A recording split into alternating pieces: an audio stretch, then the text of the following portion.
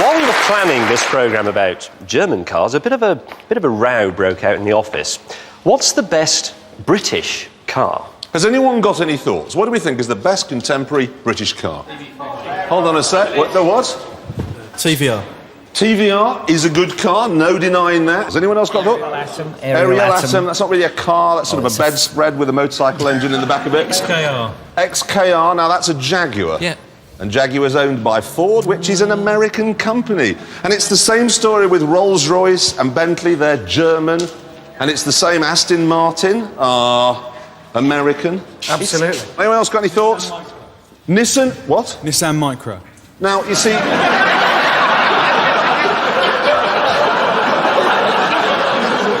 The Nissan Micra comes in boxes from Japan and they put one screw in it in a place called the Northeast and then call it British. It isn't. It's not as easy as you might think, so obviously we had to get out on the track if ever we were going to sort this one out. So, the best British car? Well, it's going to have to be beautiful, built by blokes in a shed, and preferably powered by a big engine. It's going to have to be this, the Morgan Plus 8. Now, straight away, if you're thinking, it looks old, forget it. This is how a Morgan looks and always has. Why change it? This car isn't assembled, it's crafted. There's as much passion goes into building it as you can put into driving it.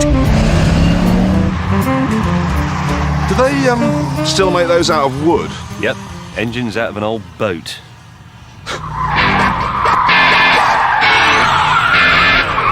You've got to get past thinking, ooh, it's old-fashioned.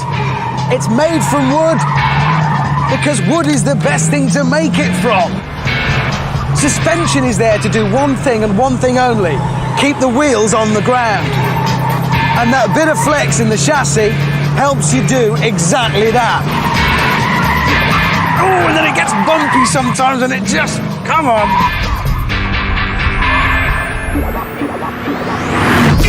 And of course, that engine, 4-litre, well-proven, Rover V8.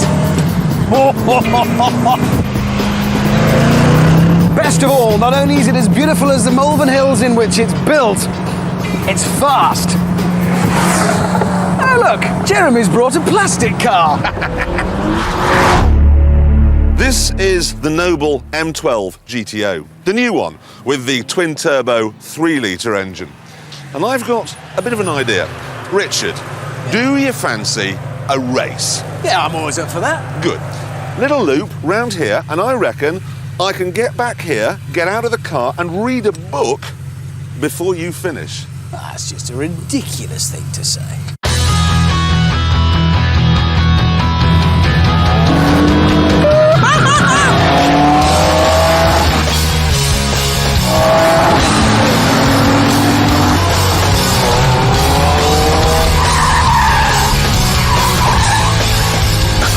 Oh, what's that speck in my rearview mirror?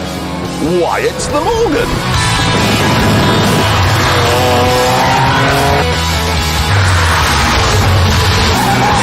So much better now, he wasn't angry anymore, he was a little caterpillar anymore, he was a big fat caterpillar.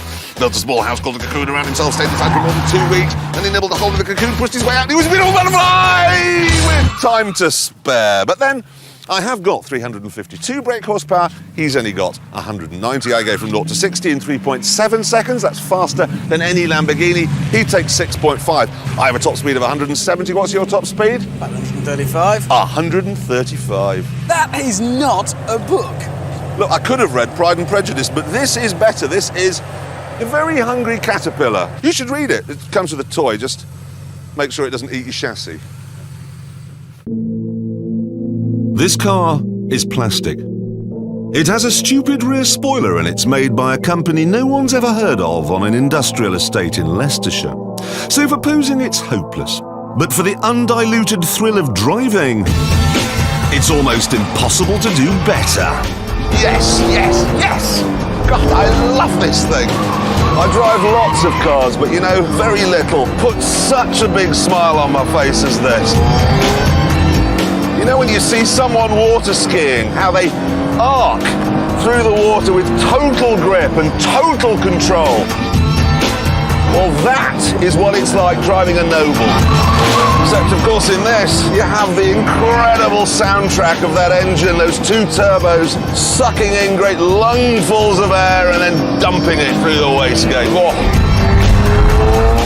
You can get into this after your dog had died and all would be well. Yes, whoops-a-daisy. This car just shows how good Britain could be. If we just stop pretending that it's 1936, just go, right, it's 2003, we don't use typewriters anymore, and boy, can we make something good.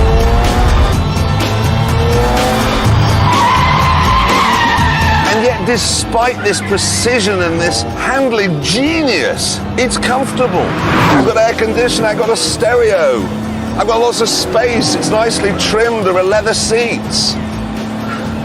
I mean, what more could you want? He misses the point. He's reduced the whole thing to a mathematical equation.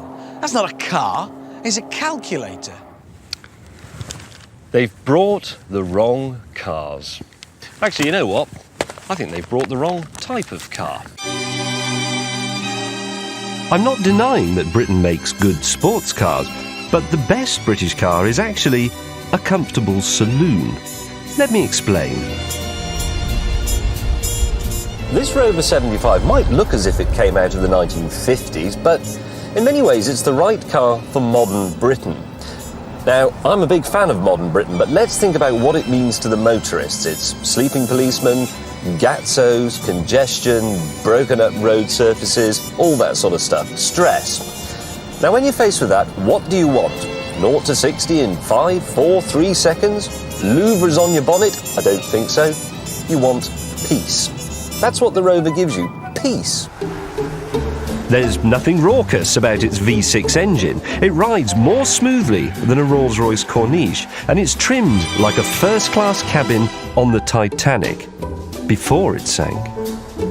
Now, when Jeremy drives a car, he drives a car like this. In fact, even when he's just talking about a car, he does this.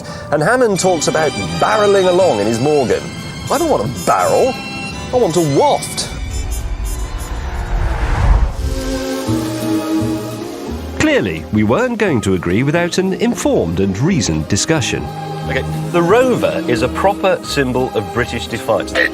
Awful The places. reason why Britain has no car industry anymore, why all the names are gone, is because we live in the past. We used to be a great country. Now, look. Noble has come along and said, we are now in the 21st century, let's build a car to beat the world. No, I could build your car. I couldn't build a Morgan. You'd have to get a- You could, you carved I that. couldn't. You A need chisel. It's craftsman built, not some spotty teenager with a rivet gun. Now, the problem with the Morgan is it's just a car that they forgot to stop making in the 40s. No, that's okay? entirely wrong. Okay, the problem with the Noble is There isn't the one. engine's in the wrong place. You will admit this is a beautiful car. No, It's all right. I wouldn't admit that. It's a toy, it's not a car. Exactly. We still couldn't agree, so we thought we'd try each other's cars. Pathetic horn. I mean, listen to that. Get out of the way. Yeah, you tuck your pension book in that little strap thing there.